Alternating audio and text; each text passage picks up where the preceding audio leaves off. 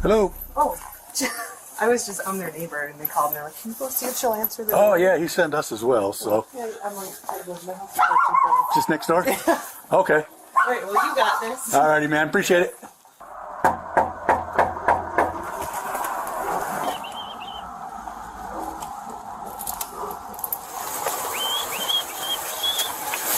$151, send medical, and 110. I need a 4th entry. I got a female down in the garage.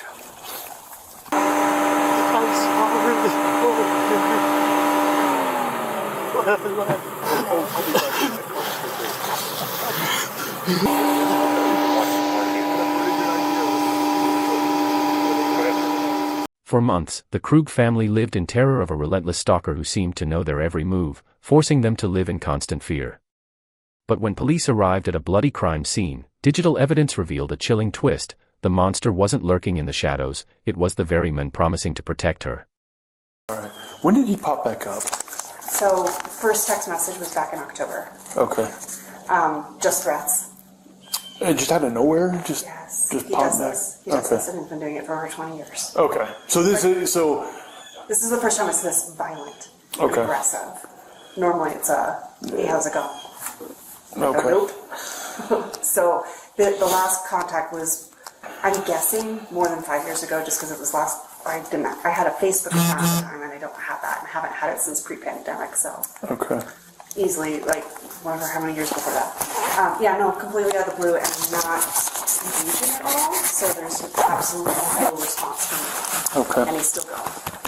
The in-person stuff that's scaring the crap out of me, and why I logged this, was starting since last Tuesday, and it's been almost every day since. Okay. I've gotten a few days break. And it's always been text message, or has it been? And emails. Email, okay. And he's changing his phone number every single time he text messages me, too. Is this his number? Where is he right now? What kind of car is he? Like this was alarming. He's never said this kind of stuff to me before, so whatever. And the fact that it went so emotional is like, something's really wrong here. Then things go dark, right? And this is when I then contact you guys, because this now is escalating. This is not just threats against me, it's threats against my husband. He contacts me, and you'll see in my little log that this is an email address he contacts me now from more frequently, like he actually reuses it. But he is now showing that picture that day. There's snow on the ground. My husband had only gone into work on that Tuesday for Halloween. Okay. I'm guessing that it was creepy, but not real. But lots of people are jerks online. Sure. Other than that, I'm sure she has mentioned to you that she and I go through a rough patch, kind of on the rocks. So probably didn't seem that pressing until. Fortunately, even though my husband has a camera in his car, he did not see anybody. Sure. And then unfortunately lost all the video because he didn't save it. So. Yeah. She didn't want me to panic, so she didn't share all of the details of the log. And so, as I got all of the details, my panic level has gone considerably higher.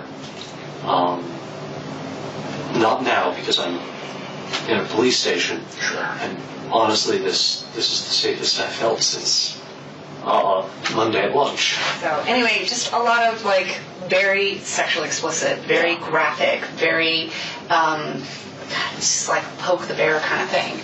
And then trying to prove to me that he can follow us. Yeah. I went to the grocery store briefly on Tuesday,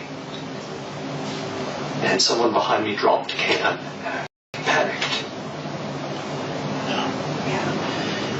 My husband did see these, definitely this message, so he very much still remembers that if you ever need someone to corroborate that they saw it, but I don't know how credible of a witness someone that my husband would be, but...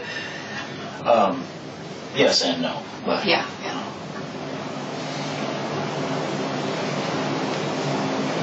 So what am I doing? I'm panicking. And I'm doing a shit job of protecting my wife. As bad as I am, I care more about her safety. Yeah. Well, I understand that 100%. I'm sorry for this. Wear a mask around the kids. Absolutely. I'm sorry. Unfortunately, because this is now so distracting and so constant, and it just anytime my phone buzzes, I'm just Don't just assume it's me. Keep looking. Thank you. Broomfield Dispatchers meeting. Hi there. My name is Dan Krug. I don't think this is an emergency, but this feels really weird. Okay. My wife isn't responding to text messages or phone calls. Okay. And we've had threats against us. We have both been targeted by a stalker. Okay. Threats have been made against my life. Okay.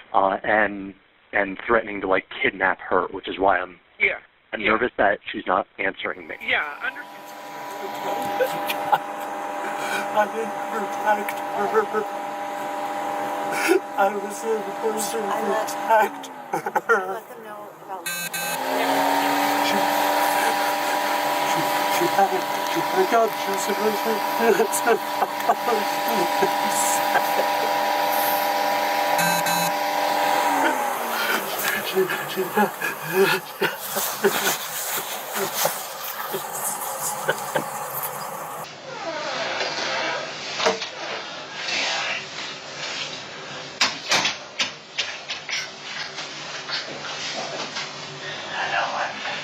Did we say? Call police. Couldn't you call police? Did what you said. I didn't protect her. It's not your fault. I was supposed to protect her. She was rushing me out the door. I was Broomfield. I was leaving. She told me I had to go because she had a meeting. She was rushing me, and I went. She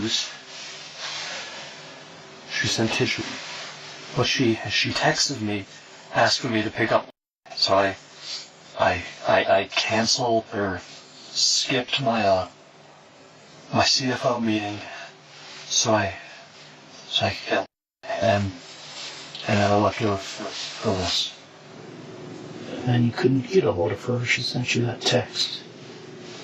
And that's as much contact as you had with her today. And I panicked when the check marks weren't there.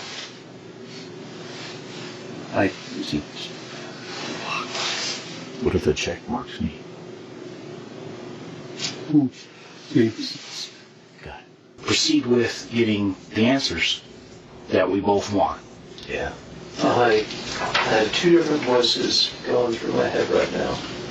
I have my brother.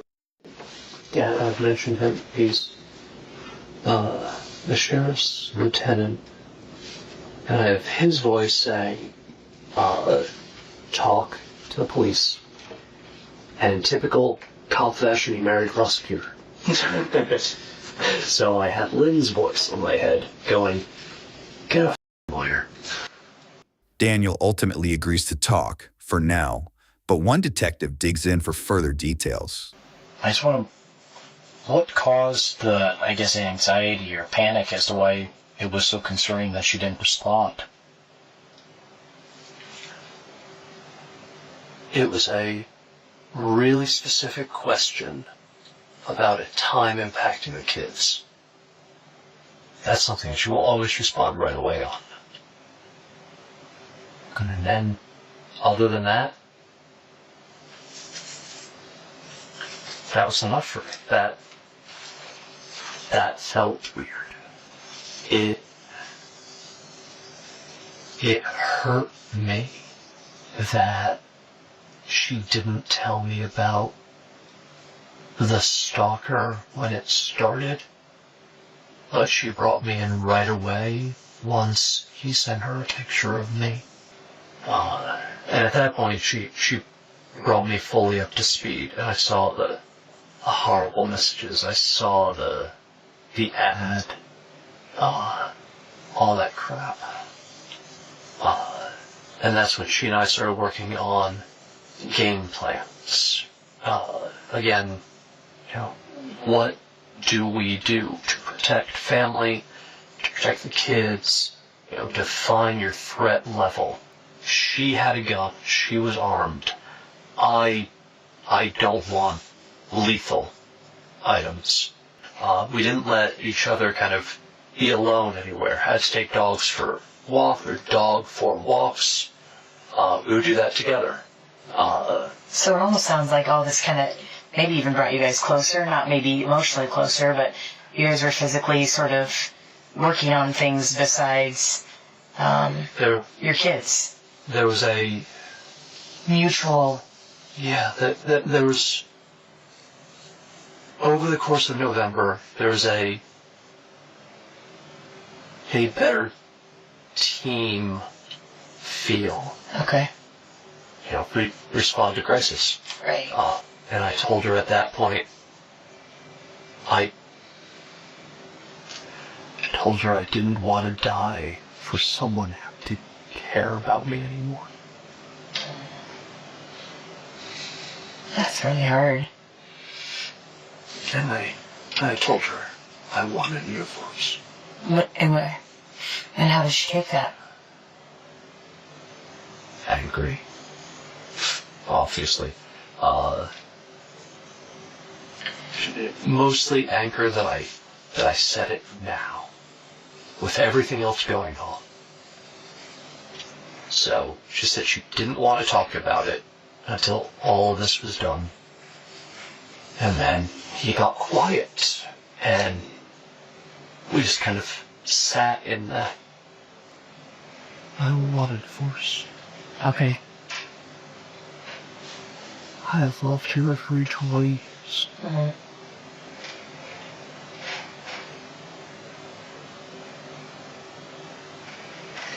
I was hurting when I said that, and what I wanted was her to say she cared about me. She did. What's his name? The other detective said that the cameras were turned off. That shouldn't happen. The only way that the cameras can be turned off is through the app. One of us off, and one of them looks like it has something on it. So, in my brain, I'm thinking someone made a move against her. So in my brain, the story that I have is someone came to the door. Maybe she went outside to get a package, and they must have come in. And she's a fighter. She's strong. She would have fought. And why do you say that? Have you guys fought before, or you just know that? Okay. I know her. Okay. She refuses to be a victim. I don't. Okay. So, I mean, who do you think killed her? I think it's Jacob. I think it's... Okay.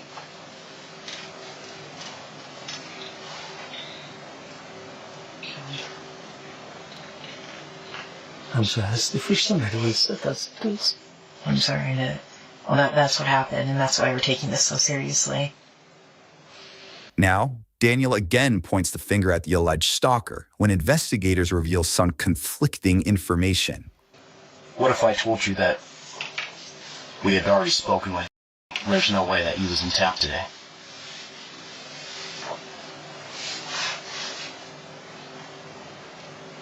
I have nothing. And I'm terrified to bring my children home. The Gmail account, the Kickman account that you guys initially received with the photo of you in it, and the phone number, those originated through their IP addresses at your office. Doesn't make any sense. Well, he took the photo of me at my office. Right. Well, both of those accounts originated from IP addresses that was back to your office. I don't know what to do with that. There are Wi-Fi access throughout the facility for employees, and there's public Wi-Fi access throughout the entire facility. And we literally post the passwords in every single meeting room. Okay. Okay. Because I guess the biggest concern is just the timing of everything, that it just doesn't quite make sense to have somebody create an account, take a photo, and then immediately send it off, and then the account is no longer being used. None of this makes any sense.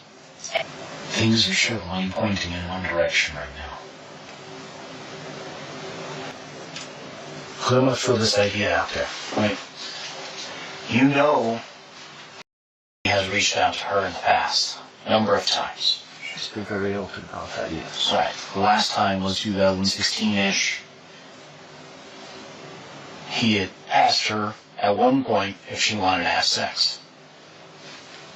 I think he's approached her multiple times. Right? So this next time, if there's any bit of question about infidelity, whether it's with or anybody else,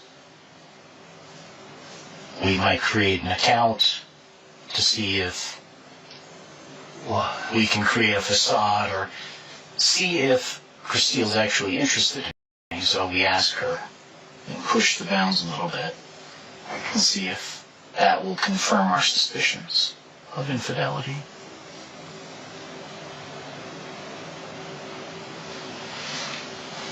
You don't get the response and the openness you once did for about 28 days, from October 2nd to October 31st. So you amp it up a little bit. Send a photo of yourself to her, an account you create. See what her response is. Maybe this started out the way that it was recorded, and then maybe it turned into something different.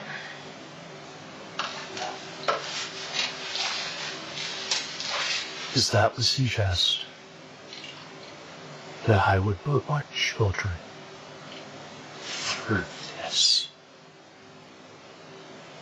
I think ultimately what happened today would bring you the closest to your children that you've probably ever been in your mind. There has to be someone that was able to turn off the cameras, that was able to access a password-protected system to turn off cameras, that was able to use your IP address from your work to create accounts, to send messages and photos, to act as a stalking suspect. Well, tell me. Help me make sense of it. I don't know, I'm not the one who does this. I'm analytical at work, and I read and write fiction at home. I don't do crime drama. I don't know what this is. is, if you're adamant that it's not Kickman, then there has to be some. Kickman is 6.5 hour drive from here.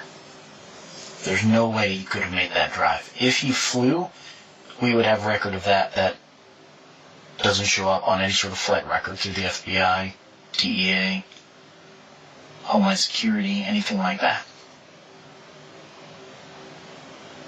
And then, in fact, he was contacted in his house, severely intoxicated.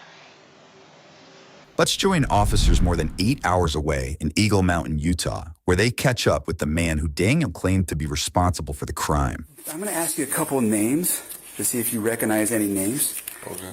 Have you ever heard of the name Christile Krug? She may have been Grimsrod when you knew her. Yeah. And do you know a Daniel Krug? No. No? How do you know Crystal? She was an ex-girlfriend. She's an ex-girlfriend? How long's the ex? Like how long ago?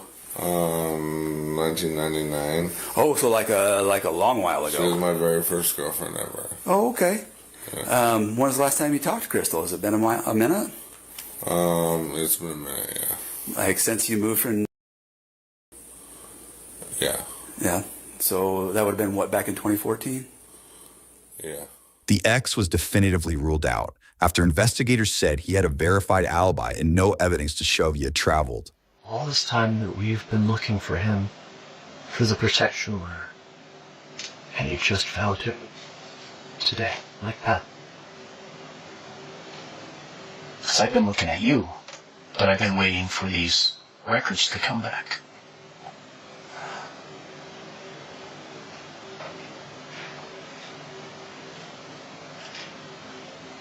We've been chasing the wrong dog.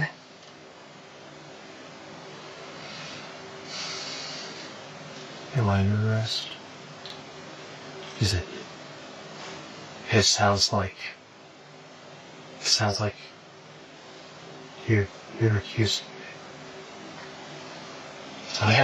We have a lot of information that points your direction, and we were hoping that you could provide a legitimate explanation other than it wasn't me. We have publicly available internet. What would you say if we told you that other people you talk to that are close to your wife had expressed that she had maybe told them that she suspected you of having... She said that right to my face. That she wanted to know if it was me. I told her no. But why would she suspect that? I don't understand how we take a leap from we haven't had a romantic relationship for a long time in our marriage to I suspect my husband is pretending to be my stalker. How does that happen? There's a missing explanation in there. There's a missing piece to that. I'd like to know what happened this morning. I'd like to know Me too. what caused you to get so upset to hurt your wife, because I believe that's what happened. I believe that you've been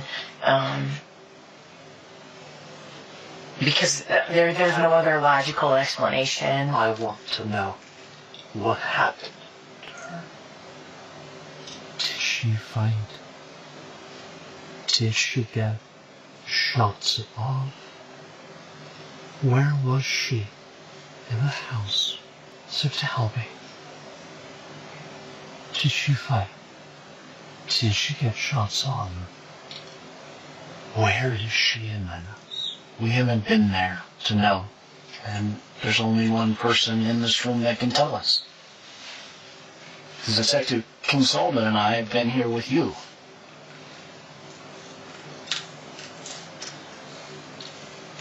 I think you know the answer to all those questions.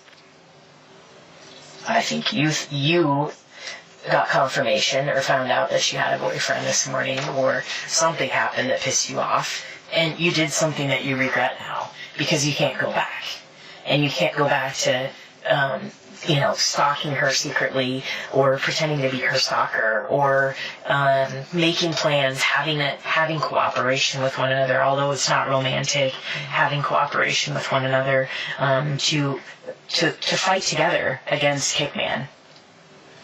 You have your theory. It is wrong. Please find the bag. Is this the point where, oh man, whatever that checklist is, I say, I'll have it ready here? Yeah, that's fine. Daniel asks for an attorney and ends the interview, but it's not long until we hear from him again. I want you to find who did this.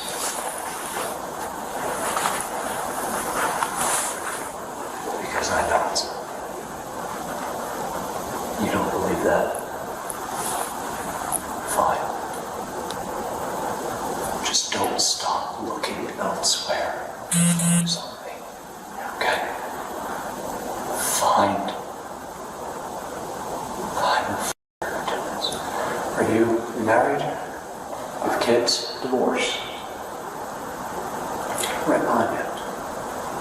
I don't care if you capture him. I just want the fucking name. He took my children's mother for Christmas. Daniel Krug spent months weaving an elaborate lie about a stalker to terrorize his wife, never realizing he was leaving a digital trail that would lead police straight to him. While he now sits in prison serving a life sentence, the tragedy remains that Christile's supposed protector was actually her executioner. If you found this case shocking, hit like and subscribe for more true crime investigations. I'll see you in the next one.